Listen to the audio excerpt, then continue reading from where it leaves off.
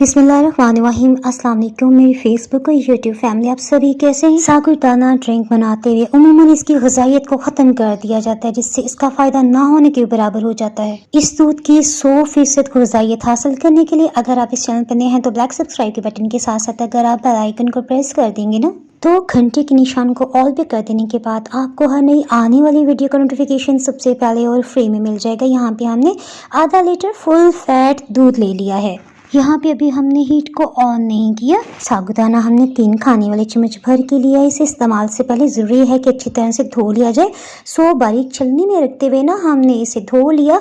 या हमने हीट को मीडियम लो ऑन कर दिया है। साबूदाना डाल लेने की फ़ौरन बाद से ना आपने इसे अच्छी तरह से मिक्स करना है ताकि इसमें एक चिपचिपाहट होती है जिसकी वजह से दाने जुड़ ना जाएं। अगर आप लगातार चम्मच चलाएंगे ना तो साबूदाना के दाने अलग अलग हो जाएंगे और दूध में जब उबाल आ जाएगा ना तो हम हीट को लो करते कुछ देर के लिए इसे पका लेते हैं। साबूदाने को अगर अलग उबालते हुए उसका पानी निथार के ज़ाया कर दिया जाए और उबले हुए साबूदाने के दूध में डाल के आप पकाएंगे और बाद में जी कस्टर्ड पाउडर कॉर्नफ्लावर डाल के दूध को गाढ़ा करते रहें तो इससे आपको ग़िज़ाइयत बिल्कुल मिलने वाली नहीं है, क्योंकि साबूदाना की बेसिक वाइटामिन वाला पानी तो आप अपने हाथों से गिरा चुके।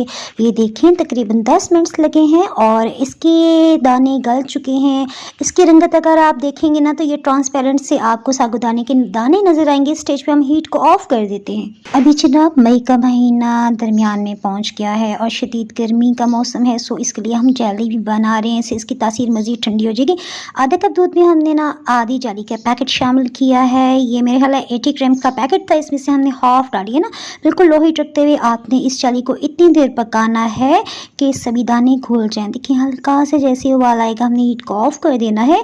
अच्छा, जेली को जमाते हुए ना आपने हमेशा इसे रूम टेम्परेचर पे जमाना है और यानी किचन रैक पे रख दे, डाइनिंग टेबल पे रख दे और ये बहुत अच्छी तरह तैयार हो जाएगी। बातें करते करते हमने आइस क्यूब्स भी बाउल में डाल लिए हैं क्योंकि दूध ज़्यादा ठंडा नहीं था। साबूदाना की वजह से ना ये देखें दूध कितना गाढ़ा हो चुका है। अगर आप चाहें तो आइस क्यूब्स डाल दें और चाहे तो ना इसमें आधा कप ठंडा पानी भी शामिल कर सकते हैं। यहाँ लाल शरबत हमने थोड़ा सा डाला है।